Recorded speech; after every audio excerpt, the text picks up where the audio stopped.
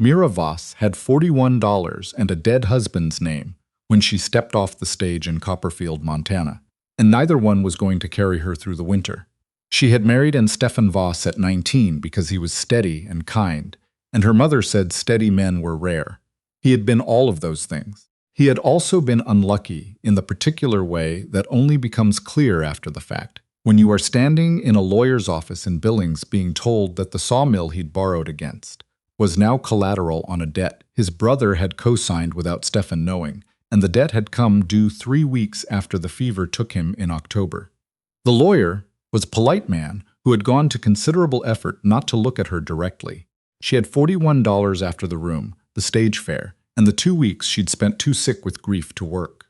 She had her tools, a canvas roll of them her father had given Stefan as a wedding gift, quality steel chisels and a draw knife, and 2 hand planes, because her father had been a cabinet maker and believed tools were the only inheritance worth giving.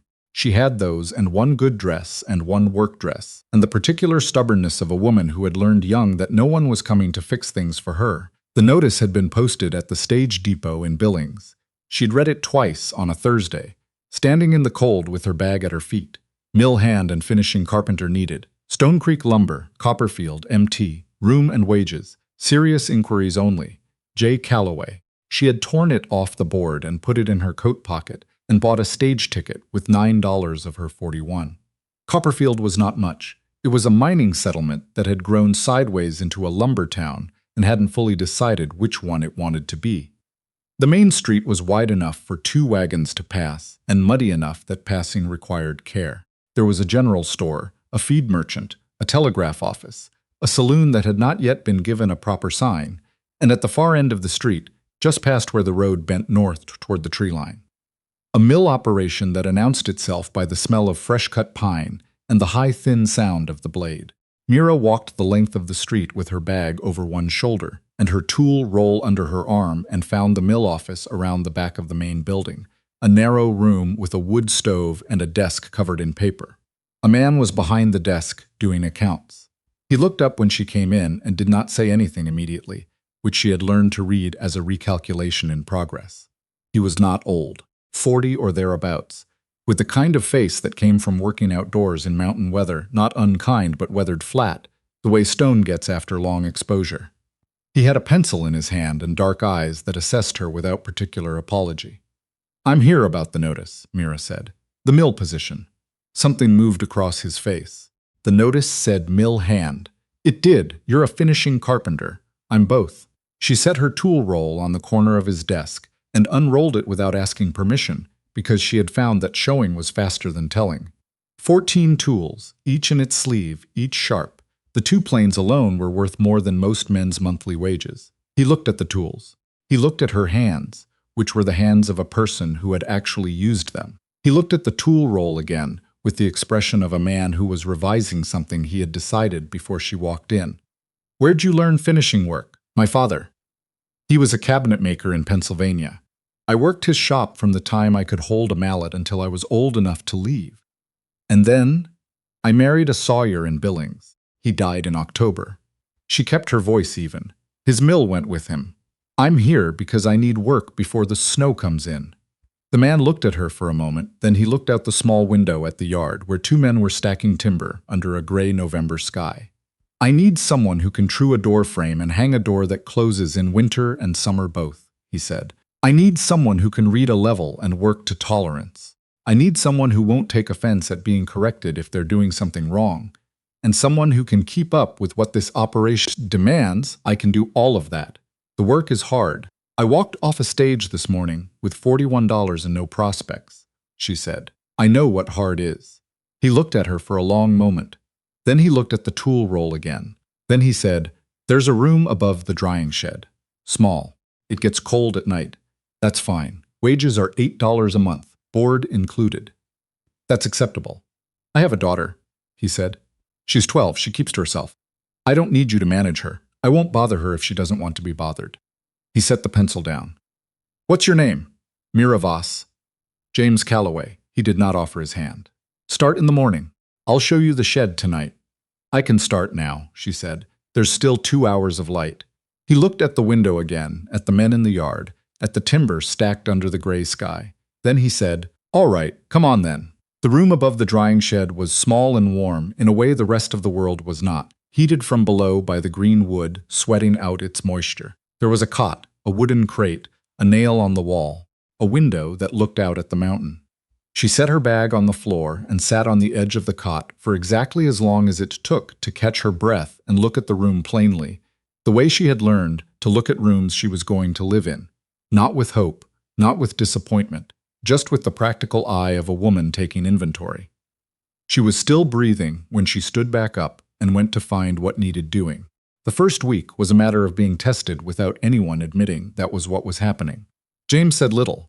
He assigned work and watched it get done and said nothing about what he observed, good or bad, which she understood as a form of assessment. She was given the finish work on a run of interior doors for a boarding house going up at the north end of town. Door frames to true, casings to fit, doors to hang. It was precise work, and she did it precisely, checking each frame with a level before she touched a nail, checking each door for seasonal movement the way her father had taught her, leaving the tolerances a hair loose on the cold side so the wood would have room when the summer dried it. On the third day, James came and looked at the doors without announcing he was going to. He tested each one. Open, close, latch, hold. He didn't say anything, but he stood in front of the last one longer than the others, feeling the way it seated in the frame. "You planned for expansion," he said. "My father always did." He nodded once and left. She took that as passing. His daughter was named Josephine. She appeared at supper on the second evening, and sat at the table with her elbows in, and her eyes on her plate in the specific way of a child who has decided not to need anything from anyone and has been practicing it long enough that it looks natural. She was dark-haired like her father, and had a watchfulness that was older than 12. "You're the lady from the mill," she said, without looking up. "I am. My name's Mira." A pause. "Pa said you were a carpenter." "I am. Women aren't usually carpenters." "No," Mira agreed. "They're not usually." Josephine looked up at that quickly to see if she was being made fun of. Mira looked back at her steadily, and the girl looked back at her plate. "He said you came from Billings," Josephine said. "I did. We came from Billings too, before." A pause. "Before my mother." Mira said nothing. She filed that away and didn't reach for it. They ate the rest of supper without talking. James came in from the yard, washed his hands at the basin, sat down. He ate with the efficiency of a man who had been eating alone for long enough that the habit of conversation at a table had faded. Mira passed the bread without being asked. He took it without comment. That was the whole of the first evening. The second week brought the first real cold. It came off the mountains on a Tuesday night, and by Wednesday morning the water in the basin above the drying shed had frozen at the edges, and the mud in the mill yard had gone hard enough to turn iron. The men moved differently in the cold. Slower to start, faster once warm, with less talking in between. She noticed the way the lumber operation ran and the way it didn't. James was a good miller. He knew wood, knew his equipment, kept his blade sharp, and his men from cutting corners on the things that mattered. But the finishing side of the operation, the side that added value to the raw timber before it left the yard, was underbuilt. There were 2 contracts for interior work at buildings going up in town, both running behind because he didn't have enough skilled hands to do finish carpentry while keeping the mill running. She didn't say this. She just worked, and she kept track of what she saw. At the end of the second week, a man came to the mill yard and stood talking to James for a long time. She was working inside the boarding house, fitting casing around a window, but she could see them through the glass. The conversation had the quality of an argument being conducted politely, which was its own kind of pressure. The man was dressed well for Copperfield. Good coat, good boots. When he left, James came inside and stood in the doorway of the room she was working in. He looked at the window casing. "You cut the miter clean," he said. "I always do." She kept her chisel moving. "Who was that?" A pause. "Man named Burkett. He's got capital in 2 of the building contracts I'm supplying. He's not satisfied with the pace, because the finish work is behind." He looked at her. "You noticed that?" "It's hard not to. You've got 2 contracts that need skilled finish work and only me doing it. If you had 2 more people who knew what they were doing, you'd be on schedule." He leaned against the doorframe. "I've got nobody in Copperfield who does finish work to tolerance. The men I have are good at rough carpentry, and that's where it ends. I could train 2 of them to the level these contracts need." she said. Not to cabinet work, but to door hanging and casing and window fit. 2 weeks of working beside me, they'd have enough. He looked at her for a moment. Then he looked at the window casing. Then he looked at the door she'd hung on Monday, which was still hanging plumb and true in the cold. Why would you do that? He said. Teaching them makes you less valuable. She turned to look at him directly. It makes the operation more valuable, she said. Which is different. He didn't say anything to that for a moment. I'll think about it, he said, and went back to the yard. He came back the next morning with 2 men. This is Roy and this is Hanford, he said. Teach them what they need to know. Roy was in his 30s, solid and serious, the kind of man who listened carefully and moved deliberately. Hanford was younger, faster with his hands but less patient. She assessed them in the first hour and calibrated what she taught accordingly. It was while she was working with Roy and Hanford that she began to see the larger problem. The 2 building contracts Burkett was pressing on were not, she realized, the main risk. The main risk was what she found when she asked Roy, casually, about the supply chain for finished lumber. He told her, with the frankness of a man who didn't realize he was telling her anything significant, that Stone Creek Lumber had been buying its primary timber rights from 2 landowners in the valley. One of them, a man named Greer, had sold out to a land and timber company out of Helena in September. The company's agent had been in Copperfield twice since then, looking at the remaining timber access points.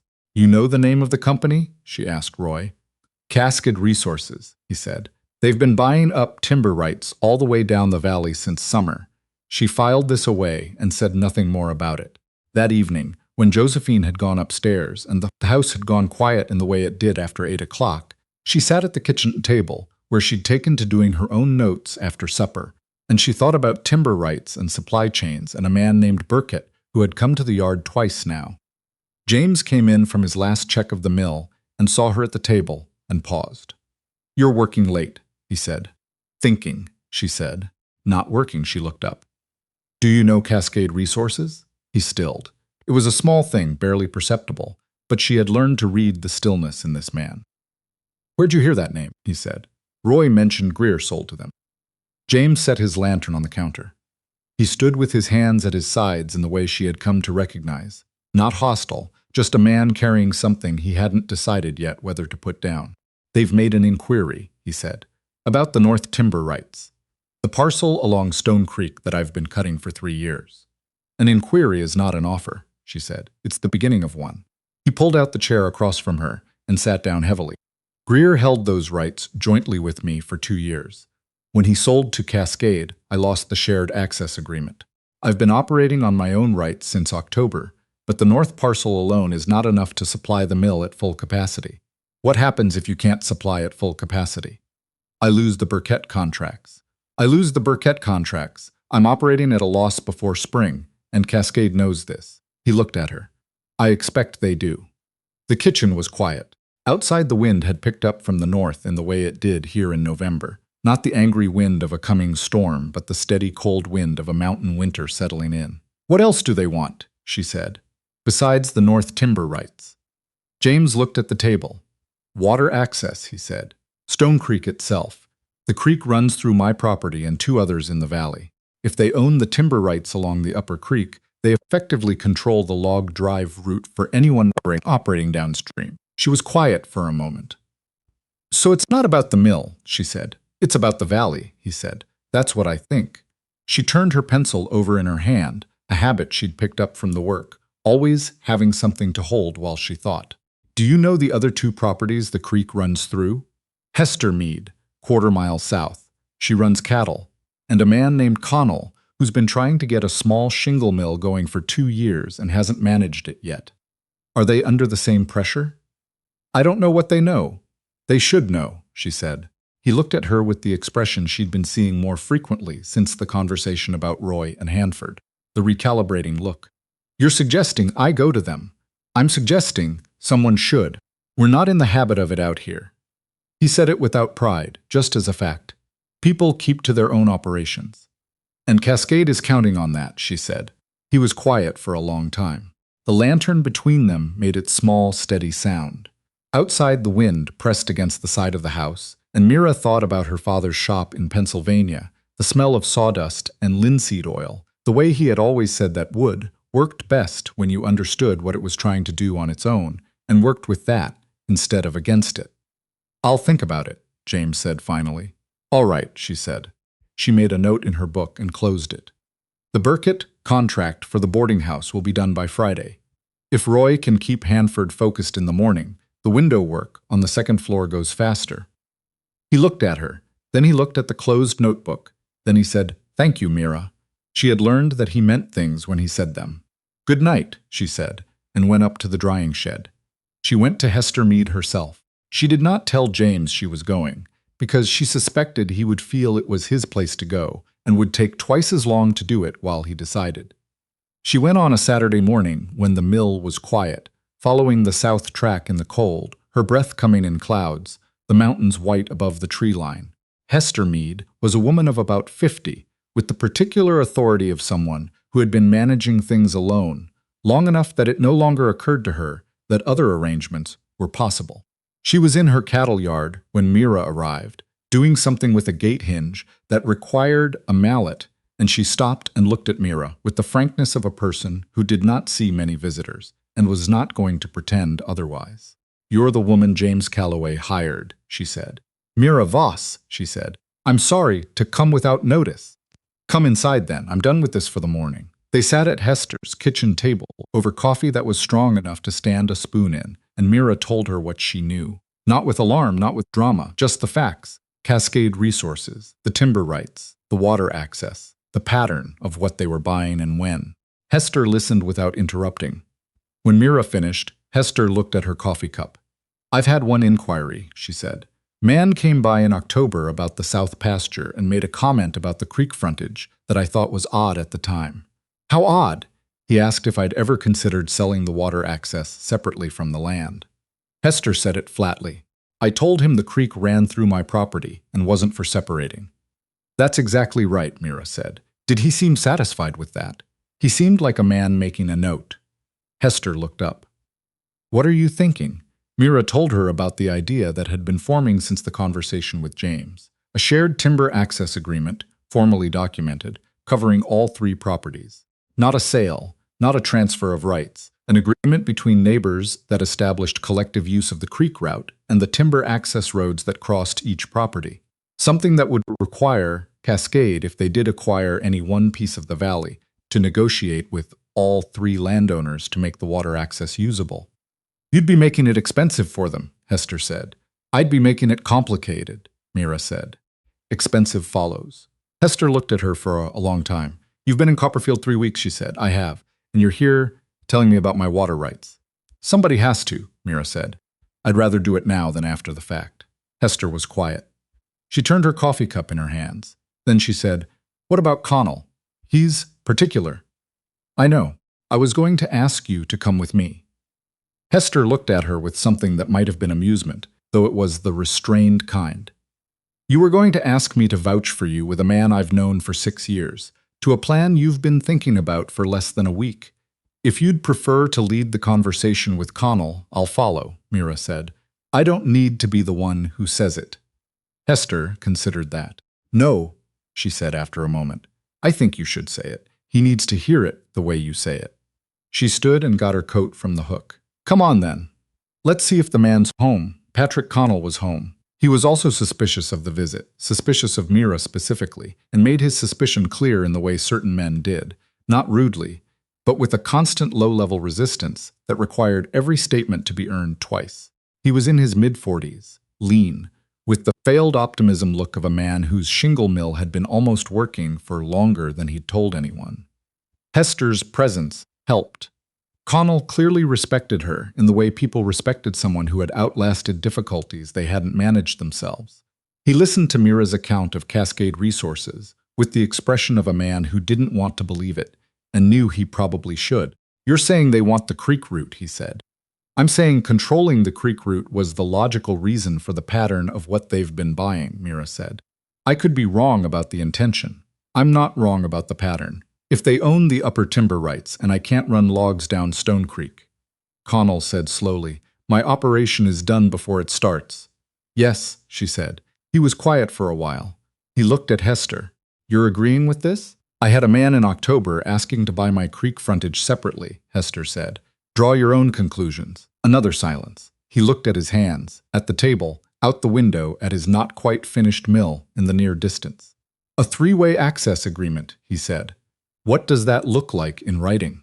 I have a draft, she said. He looked at her. You have a draft. I wrote it 2 nights ago. I didn't want to waste your time with a general idea. She pulled it from her coat pocket. 3 paragraphs, clear, no more complicated than it needed to be. Mutual access, shared maintenance obligations, any transfer of individual rights, subject to first refusal notice to the other parties. Connell read it. He read it again. This was written by a carpenter, he said, not unkindly. My father was careful about contracts, she said. He said the only agreements that worked were ones where the terms were plain enough that both sides couldn't argue about what they meant. Hester read it over Connell's shoulder. It's sound, she said. Connell set it on the table. I need to think about it, he said. That's fair, Mira said. She did not push. She had learned from watching James that there was a kind of man who made better decisions when he was left alone with them for a day. She and Hester walked back along the creek track in the late afternoon light, the mountains throwing long shadows across the valley. He'll sign, Hester said. I think so, Mira said. What about James? I'll talk to him tonight. Hester glanced at her sideways. You do that kind of thing often? Work out the plan and then talk to the person who's most affected by it after. I talk to the person most affected as soon as I know what I actually have to say, Mira said. There's no point in worrying someone with a half-finished idea. Hester made a sound that might have been agreement, or might have been something else. You're not what I would have expected, she said. From James, I mean. From someone he'd hire. He hired me because the notice said Carpenter and I could prove I was one, Mira said. And then you turned into something else. The work required it, Mira said, simply. James took the news of her Saturday morning visit the way he took most things, quietly with a long pause during which she could see him deciding how to respond. They were in the mill office. Sunday, the mill shut down. Josephine was somewhere upstairs. The stove made its small ticking sounds. You went to Hester without telling me, he said. I did, because you thought I'd slow it down, he said. I thought you'd spend a week deciding whether it was your place to go. And we don't have a week. He was quiet for a moment. You could have talked to me first. I'm talking to you now. Connell is thinking it over. Hester is ready to sign.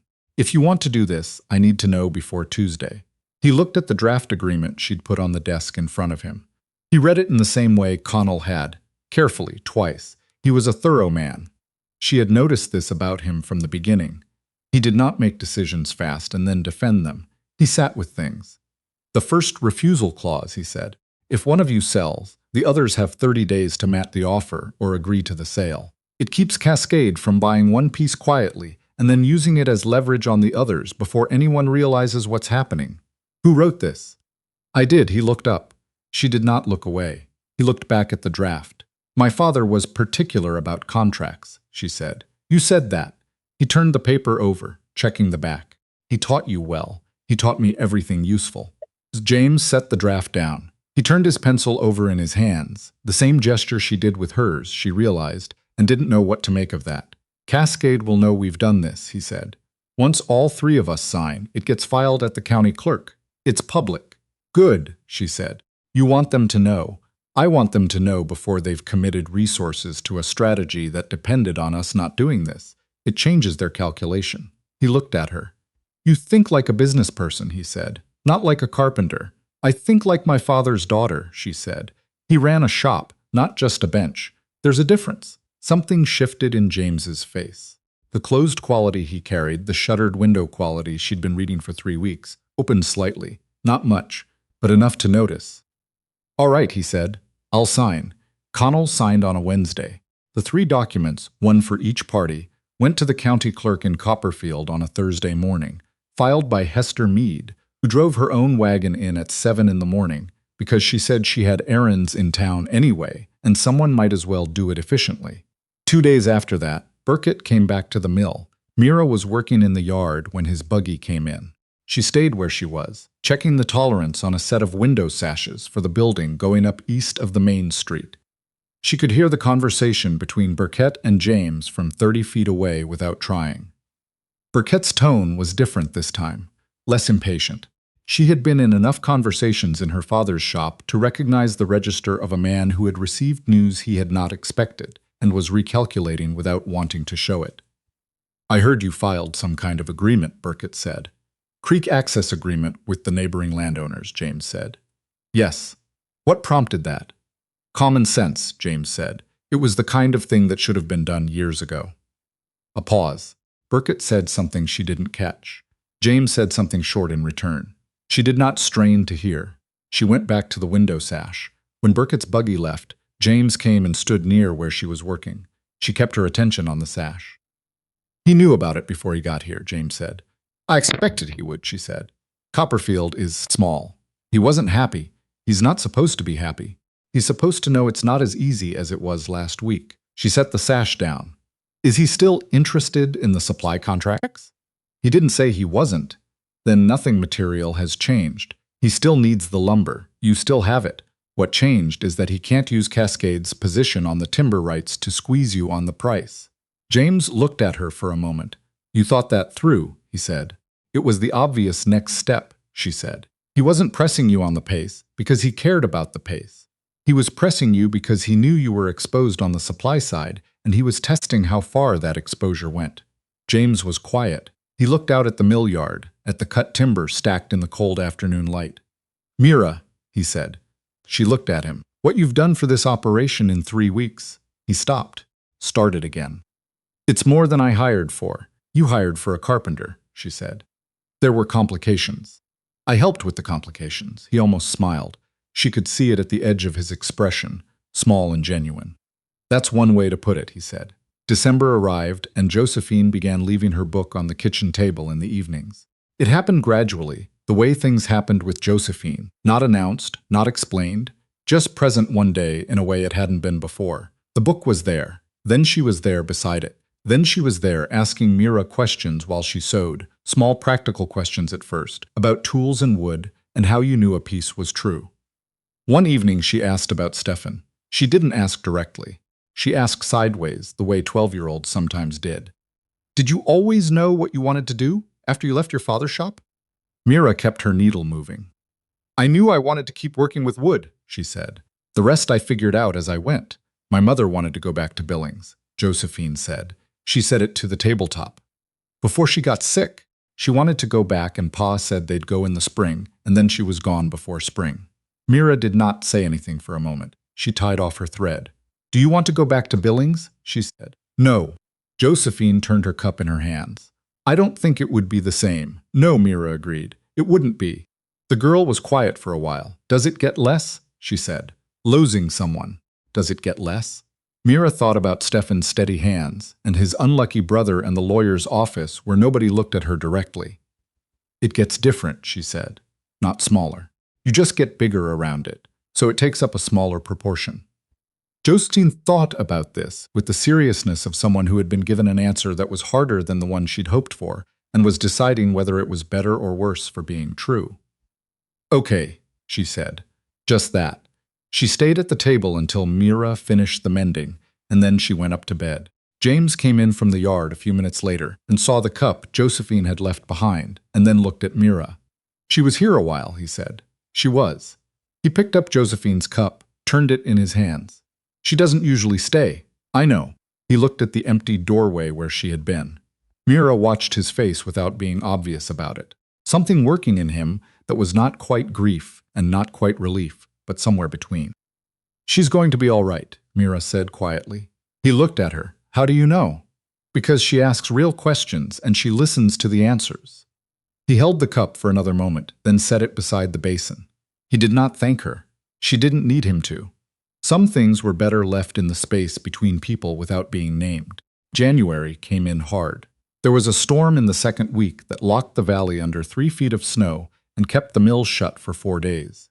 On the 5th day, when the road was passable again, a rider came from the county seat with a letter for James. Mira was at the mill when he read it.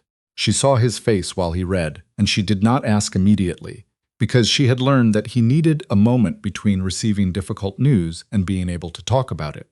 He brought the letter to her 20 minutes later. Cascade Resources had filed a claim with the county claiming historical use rights to Stone Creek's upper water flow. The claim was imprecise, which she recognized as deliberate, a document designed to create uncertainty, not to win a legal argument. The same kind of pressure, she thought, as Burkett's visits. Not a killing blow, a pressure tactic. They're testing whether you'll negotiate to make it go away, she said. I know what they're doing, he said. The flatness in his voice meant something. Not anger exactly, but the place just adjacent to it. Do you know anyone at the county clerk's office? No, Hester might. She was already putting on her coat. Hester did. Hester's second cousin had been the county surveyor for 11 years and knew the land records in the valley to the parcel. 2 days later, Mira sat at Hester's kitchen table with the surveyor, a careful man named August Brenner, who had his sister's practical eyes and the thoroughness of someone who took the precision of maps as a personal matter and went through the records. The original homestead filing for Stone Creek showed water rights appurtenant to the land, attached to the property by the original federal claim. A county-level claim for historical use could not supersede an appurtenant water right. It would take a federal challenge, years of process, substantial resources. Cascade knew this as well as anyone. They filed it to frighten you, August said, not to win. That's what I thought, James said. He had come with her. He had not questioned her plan, had simply put on his coat when she put on hers. File a formal response citing the original homestead record, August said. Once it's in the county record, the claim effectively dies. No commissioner will hear it against an appurtenant water right with federal backing. James looked at Mira. She had heard this before, in essence, from her father, who had once dealt with a neighbor making a spurious claim on the alley behind his shop. Different words, same structure. How long? James said. 10 days, August said. Perhaps 2 weeks. The response was filed on a Wednesday. On the following Monday, a letter arrived from Cascade Resources withdrawing the water rights claim, citing administrative error. James read the letter in the yard, in the cold, with Mira standing nearby, pretending to check a delivery of timber for True. He folded the letter and put it in his coat pocket and stood looking at the tree line for a moment. They're not coming back, he said. Not for that, she said. They'll find somewhere easier. He turned toward the mill. Come on, he said. That delivery won't check itself. She went with him, and they worked through the rest of the morning in the quiet coordination that had developed between them over 2 months of working beside each other, each understanding what the other was doing without needing to explain. February thawed slowly, in the way Montana always did. Not all at once, but in pieces. The south-facing slopes clearing while the north faces still held their snow, the creek running louder under ice that was thinning from below. Josephine had started sitting with Mira in the evenings as a matter of course. She brought her schoolwork sometimes and spread it on the table and worked, occasionally asking a question about arithmetic or spelling and then going back to her work without ceremony. She was direct in the way her father was direct, without his reticence. She said what she thought when she thought it, and then was done. One evening in the second week of February, she said, "Out of nowhere, are you going to stay?" Myra looked up from the ledger she'd been working on. James had asked her in January to keep the contract ledger because her numbers were more organized than his. "What do you mean?" she said, though she understood what Josephine meant. "After winter," the girl said, "when it's warm and there's more work in town. Are you going to go?" Mira set her pencil down. "I don't have anywhere else," she said honestly. Josephine absorbed this. "That's not the same as wanting to stay," she said. Mira looked at this 12-year-old with her father's directness and her mother's absence and her own stubborn, practical patience. "No," she said, "it isn't the same thing." She thought about how to answer truly. "I think that's something your father and I would need to talk about." Josephine considered this. "He doesn't talk about things until he's ready," she said. "It can take a while." "I've noticed," Mira said. "He was ready faster with you than he usually is," Josephine said, in the tone of reporting an objective fact. "About most things." Mira looked at the ledger. "I'll remember that," she said. "Okay." Josephine went back to her schoolwork. The conversation with James happened on a March evening. The window cracked for the first time since October to let in the cool air that smelled, finally, like something other than cold. He came in from the yard and sat down at the table without his usual immediate motion toward the stove or the basin. Just sat. She was finishing the week's ledger entries, and she let the silence be what it was. "I've been thinking about what we talked about," he said. "In the fall. About the operation." "Which part?" The part where you said teaching Roy and Hanford made the operation more valuable. Not you. He looked at the table. I've been thinking about the difference. She waited. You think about things that way, he said. What makes the whole better, not just your position in it? He turned the pencil over in his fingers. I don't know many people who do that. My father did, she said. I know, you've told me. He looked up at her. I'm not talking about your father. The window let in a thread of cool March air, and somewhere outside the creek was running high with snowmelt, steady and clear. I want to ask you something, he said, and I want to do it properly. He set the pencil down, not as an employer, not as the man whose mill you've been keeping from going under since November. He looked at her directly in the way he did when he had decided something, and was past the deciding. I'd like you to stay, as my wife, if that's what you want. She had known this was coming the way you sometimes knew the shape of a room before you entered it. From the small sounds and the quality of the light, she had not let herself think about it directly, had kept it in the corner of her awareness, where the things went that required more than her operational mind to handle. She looked at this man, quiet and thorough, and not easy, not demonstrative, the kind of person who showed things more fluently than he said them, who had not sent her away that first evening when it would have been simpler, who had stood in the boarding house, looking at a door she'd hung, and said you planned for expansion as if that was something worth noting, because to him it was. Yes, she said, that's what I want. He let out a breath that had been held longer than this conversation.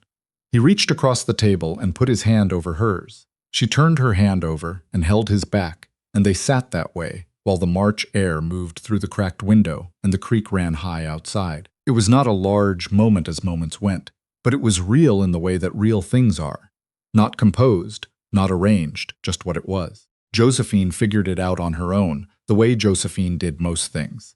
She came downstairs the next morning, looked at the quality of the air in the kitchen, and said to her father, with the directness of someone who had already done the arithmetic, Is Mira staying? She's staying, James said.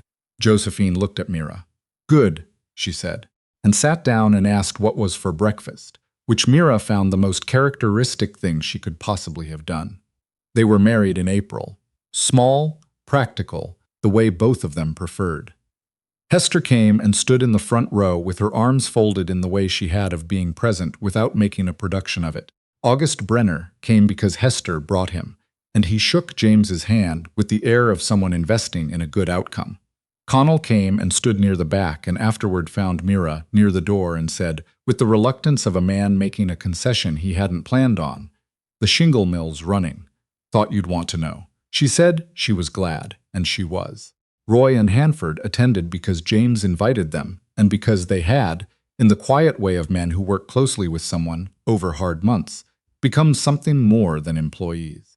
Josephine wore her good dress and held herself very straight throughout, and at some point, without looking at Mira, reached over and took her hand. Just for a moment. Just long enough to say what she meant without saying it. Mira held it until the moment passed and let it go. Summer came in warm to Copperfield that year, warm enough that the creek ran clear into August, instead of dropping low the way it did in dry years. The mill ran well.